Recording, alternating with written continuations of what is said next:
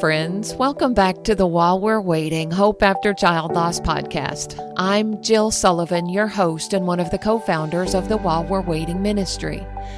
This is a podcast of stories of devastating loss and grief and heartbreak and struggle, and stories of hope and healing and faith and, yes, even joy.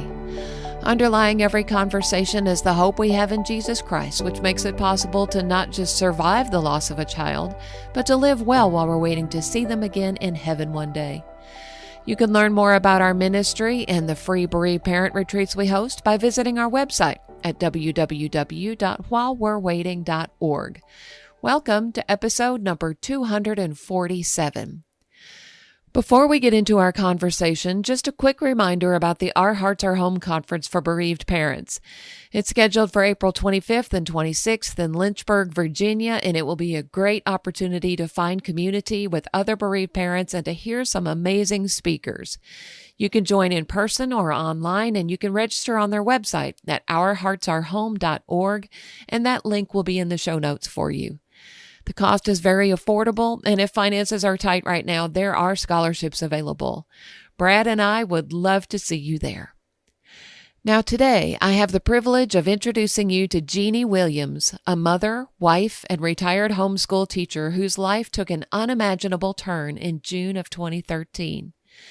Jeannie will share the story of her son, Jeffrey, his kind heart, his love for reading and Lego, with no S, and the joy he brought to those around him. She'll also open up about the tragedy that took place in a hotel room one summer night, the devastating loss that followed, and the journey of grief, faith, and healing she has walked ever since. I believe you'll be comforted and inspired by our conversation. Hi, Jeannie. Thank you so much for joining me on the podcast today. Thank you for having me. I really appreciate it. Good. Yes, I have been looking forward to our visit. Would you tell the listeners a little bit about yourself? Tell us where you're from and what life is like for you there. I live in Rock Hill, South Carolina, which is just below Charlotte.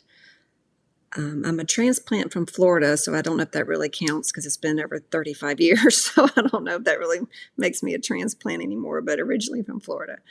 My husband is Jeff, and we have our daughter Brienne and our son Jeffrey, who we will hear about. So it's just us. I homeschooled Brianna and Jeffrey after working in the actuarial field in Charlotte before children, and then came across the homeschool world and loved it and just stayed with it and enjoyed it a lot. So I'm a retired homeschool teacher, if that's such a thing.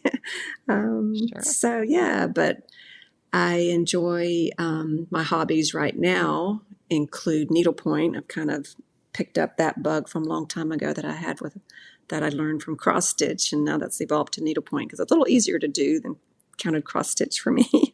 So I enjoy needlepoint. Yeah, and I spend a lot of time just, of course, with my husband, and then my daughter lives in Greenville, South Carolina, not too far from here. So, and she's married, no grandchildren yet. She's actually a veterinarian in Greenville. So yeah, and her husband is he's in marketing, digital marketing. Very good. So that's just a little bit about us. Yeah, I enjoy cross-stitching. I've never moved from cross-stitching to needlepointing. I think needlepoint sounds harder than cross-stitch, actually, to me. Well, needlepoint, a lot of it, if it's the canvas is already painted, so it's basically like paint by numbers. You're just taking thread and covering up. You only have to do half of the cross-stitch. And you don't have to count.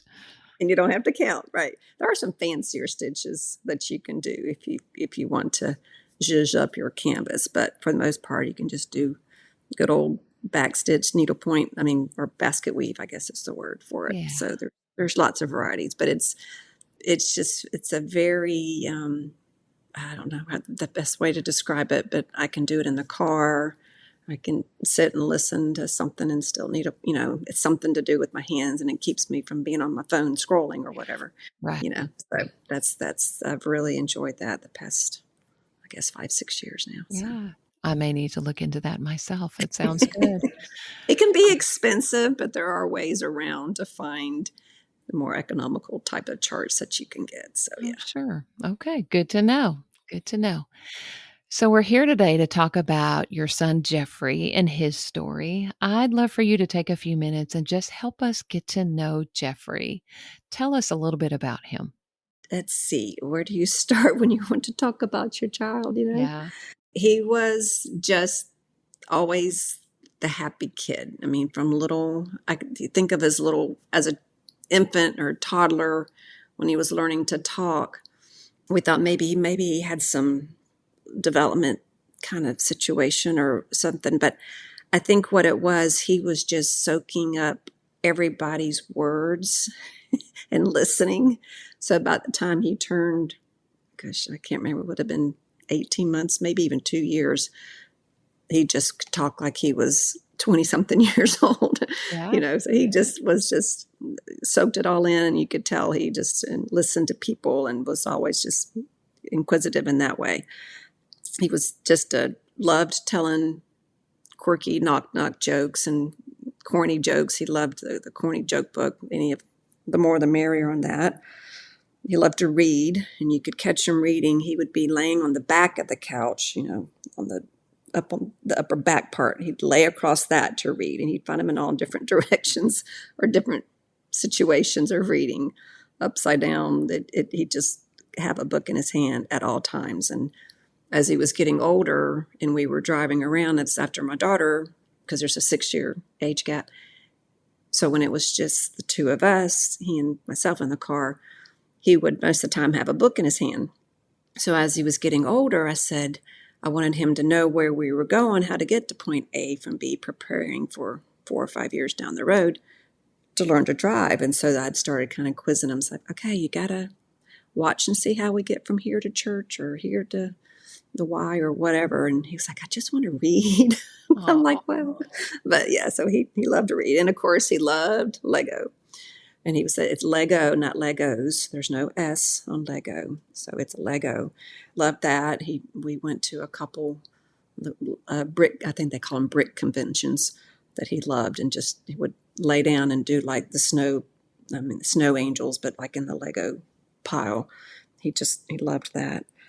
He was always aware of others and their needs. One instance, we were in a department store, and this is when he was old enough where I didn't have to hold his hand, but, he would walk beside me, because he was getting older.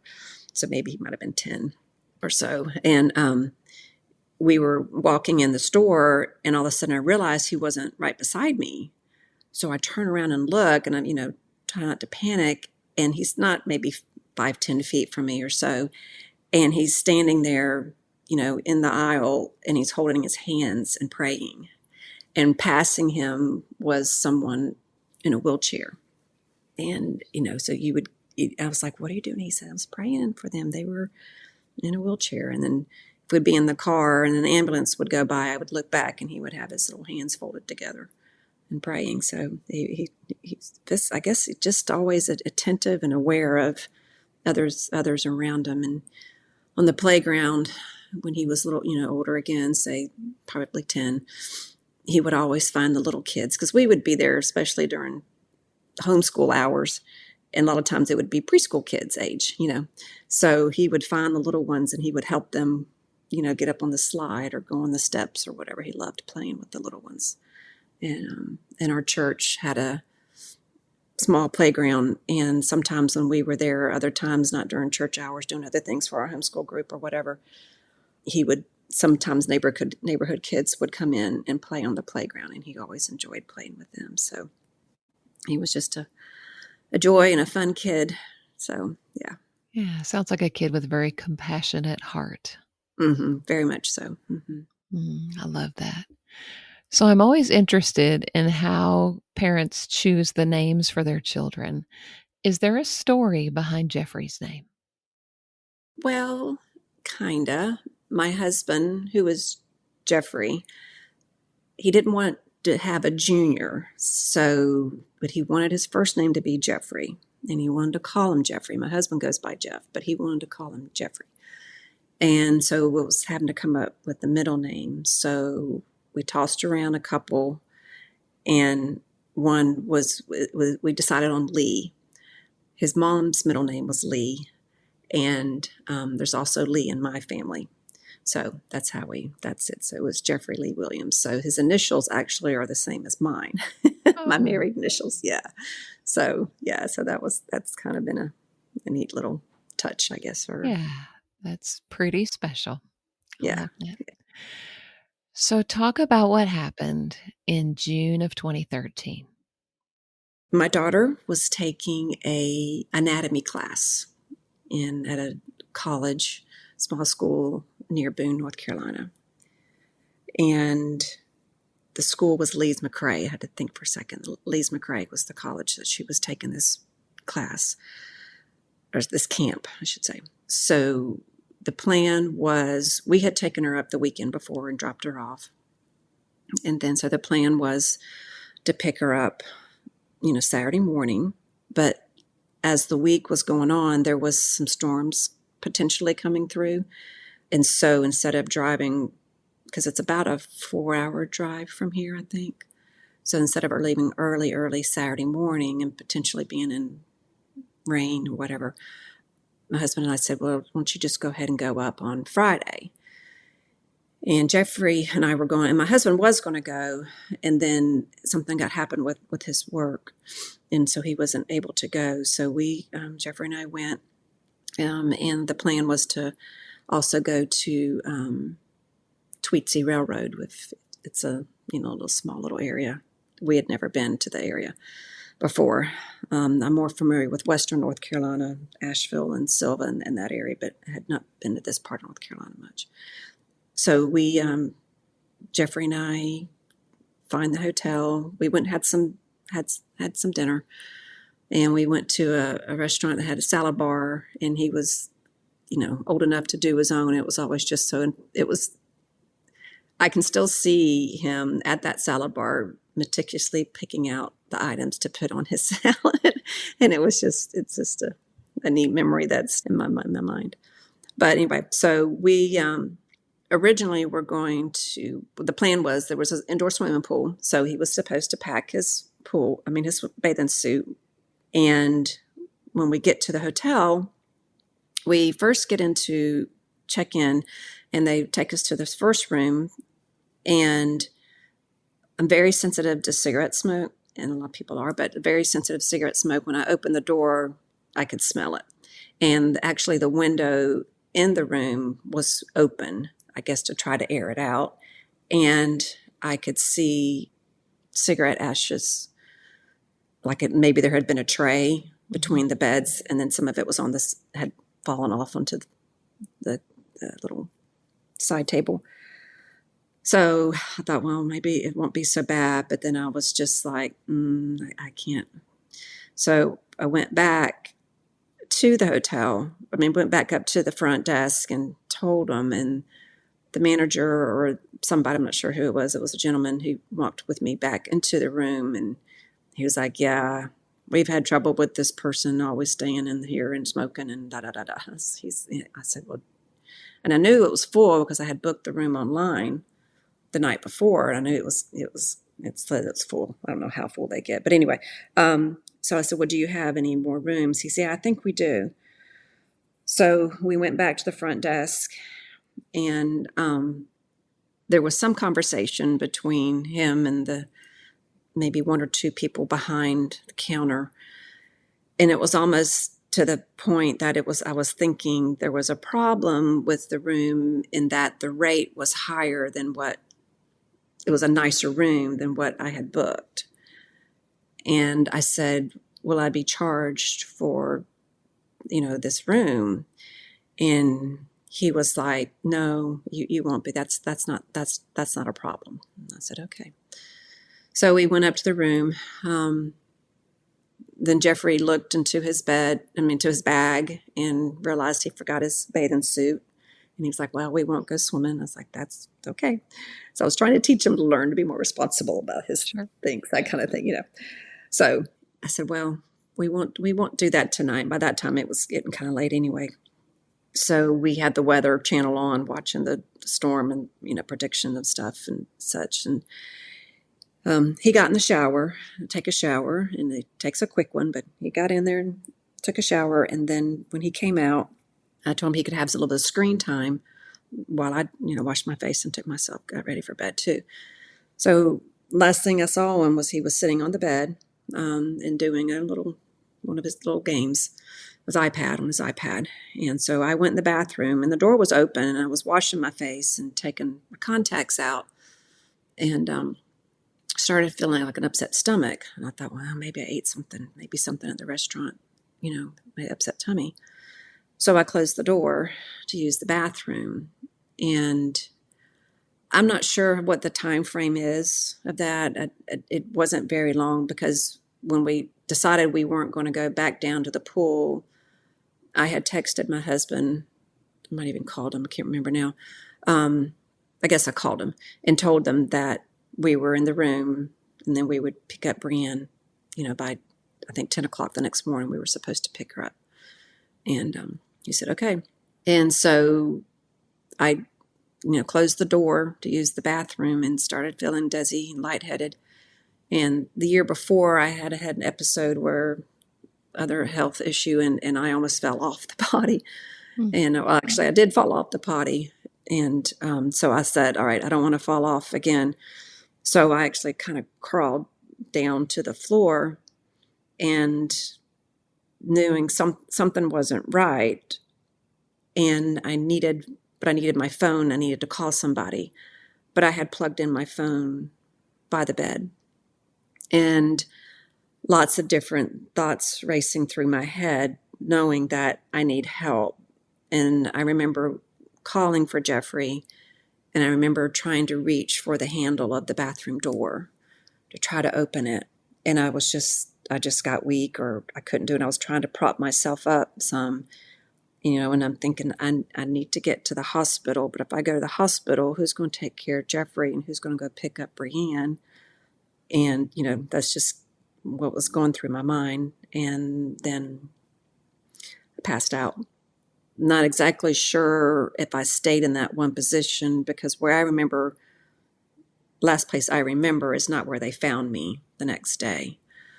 So the next day, when I didn't show up I think it was 10 o'clock, when I didn't show up to pick up Brienne, she thought, well, I think because it was about a 30-minute drive, and it was mountainous, and not knowing the area very well. I only had been there once from the week before. So she was giving me a lot of leeway time. But then I think by the time it would have been 30 minutes, she knew something.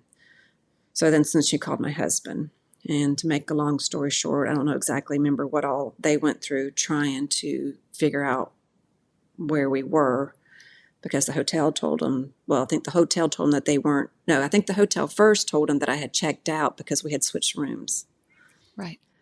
And then they came back and said, well, we're not allowed to tell you anything.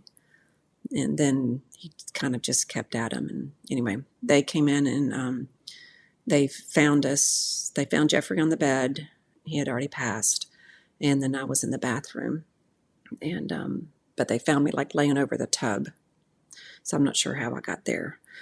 So, so that was that Saturday morning. So I think it was about, by the time they got to us, it was about 12:30. So I roughly had been, unconscious, whatever, or passed out from roughly 9:30, maybe 10 o'clock that night till when they found us at 12 or so the next day. So however many hours that is. Mm-hmm. So that's what had happened. And so they, just put me in a coma and left me, or, that's not the right word, but I guess intubate is the right word. Sure. And then so I was in the hospital there. I didn't they didn't wake me up until, I don't remember anything on Saturday. I don't remember the ambulance ride or anything. And then they took me off that on Sunday.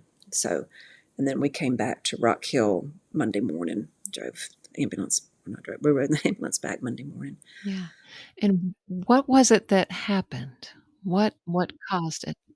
Yeah, what happened was there was the pool heater was the room for it was under our room, I think it, or nearby our room. But I know some of the piping that was to go out of the hotel or out of the building was under our room. And what they had done, and I forget how many years it had been or if it had been that long. They originally had, originally they had a propane water heater and switched it to natural gas, or it could have been the other way around. I don't remember that. And evidently, whenever they did that switching, they didn't do the correct, proper fittings for that type of pool heater. Sure. So what it was causing to do as it was running, because they were turning the pool heater on, off and on, because they were having trouble with it running. And so they would just, somebody was going to swim, they would just go turn the pool heater on. And it was when we came in, there was a family that came and asked if the pool was supposed to be heated. And I remember the maintenance person talking to them. So I think they had turned the pool heater on then.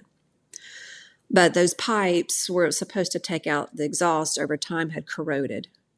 And their attempt at repairing them obviously was not correct, or was never going to work, because they didn't have the correct fittings where the appliance was or where the heater was. So, there's the story of, and there's pictures of, they used a ice bucket and a VHS tape to like prop up. There's a picture of it to prop up the pipe, the tubing up in the ceiling of the space. So that was the reason what happened. So it came through so strongly and so powerfully, or whatever the right word is, that they don't think Jeffrey lasted. I mean, he wasn't, once it hit him and it came in, once it filled up the space, it was a pretty quick death for him, not very long. Yeah. For me, because I was in the room, the door was closed, and the fan was running. That's the only reason that I was alive. Yeah. So, yeah. You did suffer some pretty significant after effects from the carbon monoxide, though, right? Talk about Yeah. that a little bit. Well, it's kind of hard for me to really put in words, because I can't really complain about it, because I know of another lady. It's been almost 30 years ago now. Yeah, it has been 30 years. Who her husband died, and she lived from carbon monoxide poisoning in a hotel. And her brain injury, I mean, she had to learn how to eat. She had to learn how to walk. She had to learn how to do everything. And so she's in constant care. I, on the other hand, I don't. I mean, I'm able to function. I know there's certain things that I'm aware of as far as cognitive kind of a thing, maybe cognitive. See, that's where I get my vocabulary. That's my issue, is the vocabulary, retaining words. And a lot of people knock that off, says, well, as you get older, that happens. I'm like, yeah, I get that. And I understand that. But I just feel different. I don't know. And that's why I have a hard time explaining what it is. Physically, because I laid on my side for that long, or moved around at some point, I guess, too. I don't know. But my right leg, hip area has like a scar tissue knot, because you laid still so long. Like when you hear of people who, forget what the word is for that.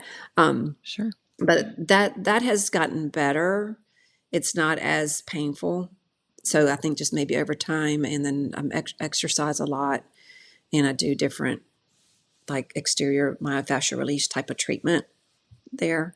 So that helps. And so I have to be, proactive with that. I was diagnosed with colon cancer 8 months later. Of course, they won't put any connection between the two, because who connects carbon monoxide poisoning with colon cancer? Sure. I don't know that you do. But so they won't, connect that. But yeah, so all things considered, I can still function on my own. Yeah, absolutely. Thankful for Yeah. that. So, yeah, I'm very thankful for that. Hmm. When you did regain consciousness, of course, you didn't know what had happened. How did you find out what happened with Jeffrey? When I came to in the hospital room, it was, small, and there was a lot of people, and I saw Jeff and I saw Brienne, and I could see this clock on the wall, but there was no numbers there, but there was the logo of the hospital, and I was getting really confused. It's like, what kind of numbers are those on a clock? Yeah, It's the hospital logo, but I was really trying to figure out what time it was. sure.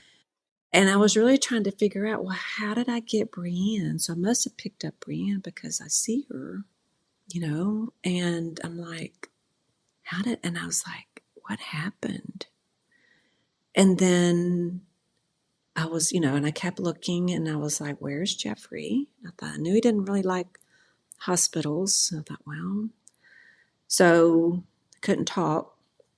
So I was just trying to, hand motion maybe, or I was trying to mouth, I guess, for Jeffrey. And so they knew I was, I guess, looking for my husband or somebody. Maybe Brand gave me a piece of paper and a pen, and I couldn't really use my right hand because I had laid on that arm, and there was actually a scab that had started, or a wound on my right arm. So I was trying to use my left arm to write J, or my left hand to write J.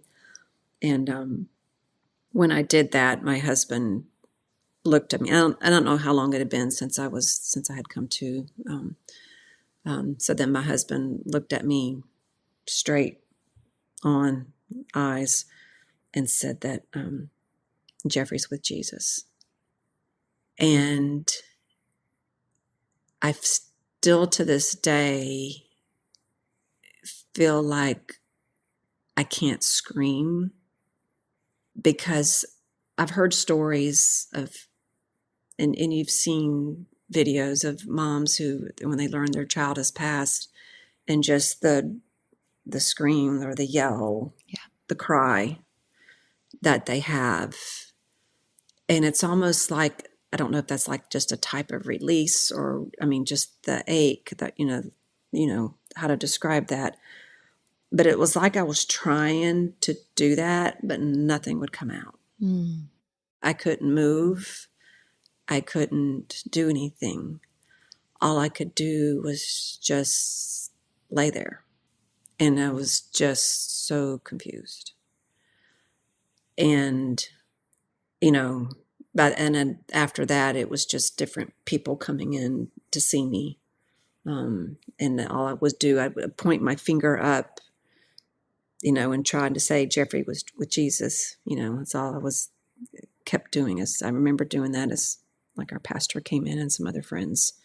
I just kept saying Jeffrey's with Jesus. Mm. And so my husband protected me from what actually had happened for quite some time. Quite some time. We'll say, I think it was maybe almost 2 weeks.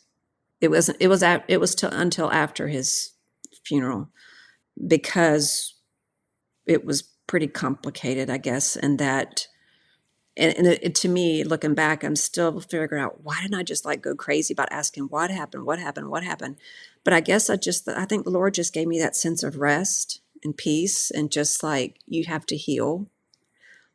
You have to heal. And you just have to trust and rest and trust and rest. And asking a bunch of questions about what happens is not going to change anything. But I'm very inquisitive of things. I need to know what's happening. I got to be in the know, like most of us are. I got to know what's happening. What is going on? So I didn't. I just focused on doing whatever they needed to do to get that bad blood out of me and get good blood in me. I don't know how many transfusions I had. Not much. But anyway, after the funeral, my husband then told me what had happened about the pool heater. But what was making it extra complicated was that I think it was almost 7 weeks before, in the same hotel room, a husband and wife think they were in their 60s. No, they were in their 70s, I believe, early 70s, from Washington State, had died in the same room. They knocked off their, or explained their deaths, that the husband had a heart attack and then that the wife died because of the trauma of it. Sure. That's kind of what they explained, that prior to getting any type of proper autopsy and that kind of thing done. And then the week that Jeffrey and I checked in on Friday, sometime that week, the medical examiner actually got back their blood work from that couple, and it was said they had high levels of carbon monoxide poisoning. Now, whether anybody contacted the hotel or the fire department or that, we'll never know. The family of that husband and wife, that couple, they came in from Washington State, and they immediately asked that just by looking at the building and where the pipe exhaust comes out, that they immediately said, have you looked into carbon monoxide? And they said it couldn't have been that because we have a meter in there. Well, the meter that they had in there was not a carbon monoxide detector. It was some other type of natural gas. I don't remember now exactly what it was, but it wasn't a carbon monoxide alarm. But yet they thought that's what that was, so it couldn't have been carbon monoxide. I remember when I heard this story from you, when you came to the While We're Waiting mini retreat for moms that we had many years ago now.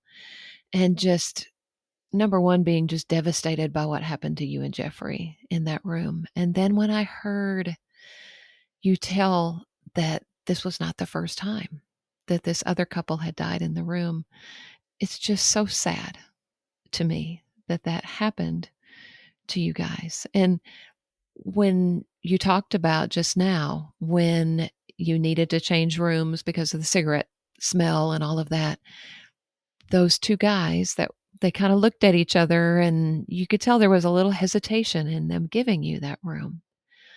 And that just breaks my heart that that happened to you guys. And I'm just so sorry. Yeah, that's one of those things that had I not changed rooms, what if I just would have lived with the cigarette smoke? Mm. Yeah, one of those things we'll never know, just so sad. But I say that, but at the same time, God knows the number of days that we have on this world. That's in right. This world. And that, even though I can say that, and your head know that, and your heart knows it, but your heart's just like, okay, Lord, I trust you. I believe in you. Right. But wow, that's a hard thing. I mean, for all of us who have lost a child too early before you're supposed to, any of it, it's just one of those two-railed type of a emotion that you have. You trust it and you believe it, but at the same time you hate it. Exactly. And that's what it comes down to, is just trusting God in that. That's the only way you can survive something like what you've been through. And yeah, it is two rails. You trust the Lord, but you hate it. You hate what happened. Yeah. And that's okay to have both of those. I think we live in that tension a lot as bereaved parents. And as we're talking today, it's been almost 12 years since Jeffrey went to heaven. How do you feel like your grief has evolved over time? Well, I was a math major in college, so I have to have visuals. So I think of like a line graph. If you think of a line graph, and if you just put a straight horizontal line on it, okay, on your x-axis, just go straight across, and you have that. I'm not sure exactly how to label that, but it's just maybe that's just, that's your empty heart. I mean, that's your hole. That's the hole in your heart. That's your missing piece. Okay. And there's sometimes when you have this other points that you can put on that, there's sometimes where your grief is just like way above that missing piece, the pain, is above a missing piece, is beyond a missing piece. It's just way up there. And that happens, during holidays, birthdays, or say, well, let's back up. So the way I look at it, so my initial grief when that first happened, I've got the pain of it is just shoots that chart straight up. I mean, you're just the pain and trying to even fathom, and you want to protect other people from it. You don't want anybody else to experience that pain. You want to shelter anybody from it.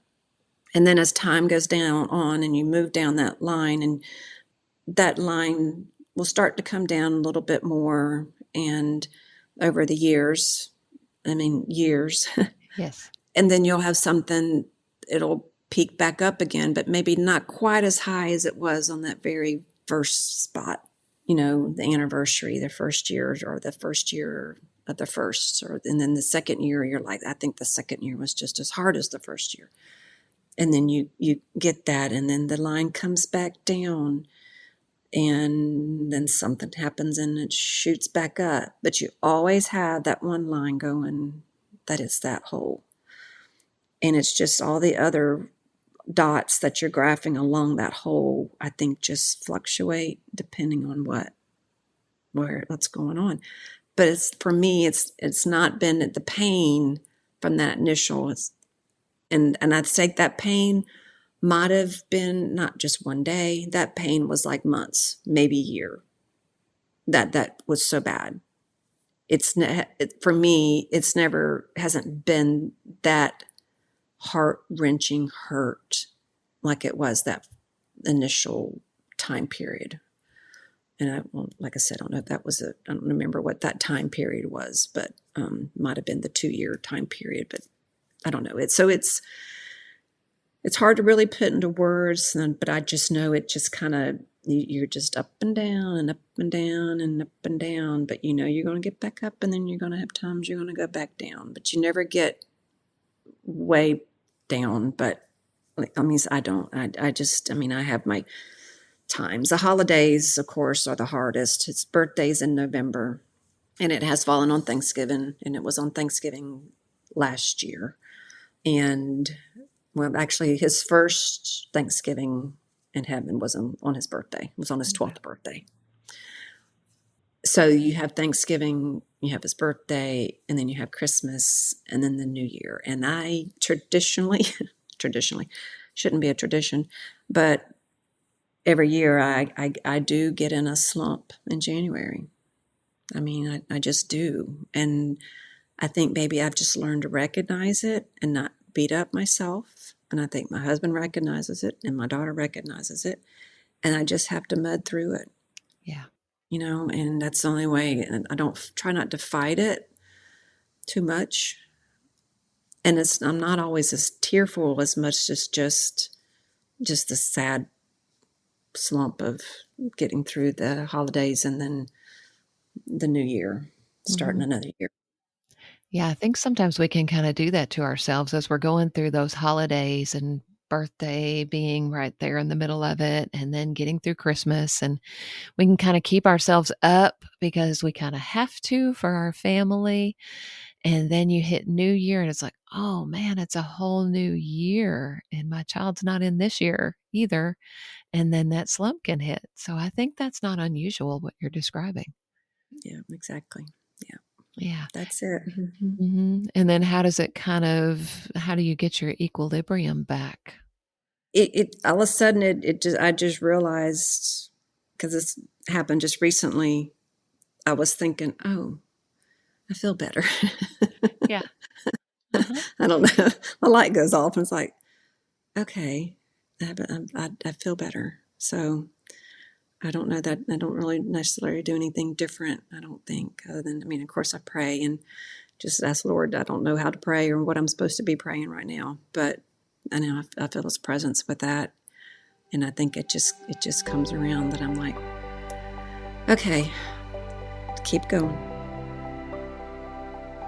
This brings us to the end of the first half of my conversation with Jeannie Williams. In the second half of our visit, we'll talk about how grief has impacted her relationships, the challenges of answering difficult questions about her family, and the wisdom she would share with newly bereaved parents. We'll also discuss an important topic that affects us all, the dangers of carbon monoxide poisoning and the steps we can take to protect our families. Thanks again for listening, and I look forward to sharing the rest of our chat with you next Wednesday.